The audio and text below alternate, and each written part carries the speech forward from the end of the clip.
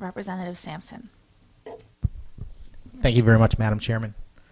I want to thank the nonpartisan staff for their comments today. Also, it's been very helpful to listen to you folks talk a little bit about how you came to the process of developing this document that's before us.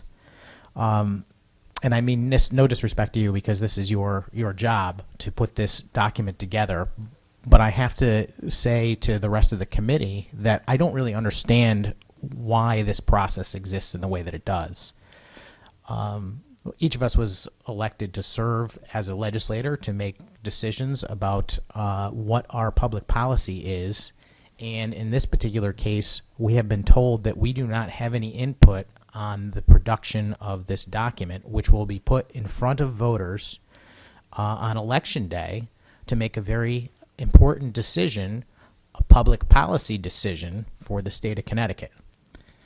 It also, to me, is very much like a game of telephone, because the constitutional amendment is a series of words that has meaning, but we've developed a ballot question which has a similar set but different set of words that has meaning, maybe very close to the constitutional amendment itself, but it's not exactly the same. And then there is a third set of words, the content and purpose of the proposed amendment, which will be put in front of voters, which again very closely attempts to recreate the meaning in the constitutional amendment. It seems like a better process would simply be to put the constitutional amendment before the voters and ask them if it should be passed into law. Some of the questions today revolve around how we've gone about writing this explanation. And one thing I would say causes me a little bit of distress, and that is that the explanation is far longer than the actual constitutional amendment. The very first sentence says, if this amendment is approved, this is the first thing a voter is going to read when he goes to make a determination about whether he's going to vote for this proposed constitutional amendment or not. If this amendment is approved, it would impose constitutional protections on state transportation funding. And that word does not exist in the constitutional amendment anywhere. And to me, that's a very misleading statement, because I do not believe that the lockbox constitutional amendment that was approved by the legislature actually provides any protections whatsoever to state transportation funding for many of the reasons that were already brought up. And I think it is incumbent upon us to not put something misleading before the voters when they go in and vote for this constitutional amendment, believing that they are effectively tying the hands of the legislature to make changes to how we fund transportation so that certain funding is dedicated for that purpose. They will be misinformed. And I don't like the idea of hoodwinking my constituents.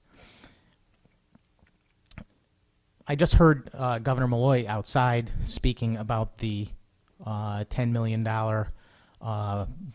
bonding to study tolls, and he brought this subject up while he was speaking and said that now that we have resolved the lockbox question, this has always been my great fear, that somehow this lockbox is going to be used by people in politics to hoodwink voters into believing that somehow it's okay to give this legislature more money in the form of increased gas taxes or highway tolls, because it's going to be used for our roads and bridges and infrastructure that every one of us recognizes needs to be done.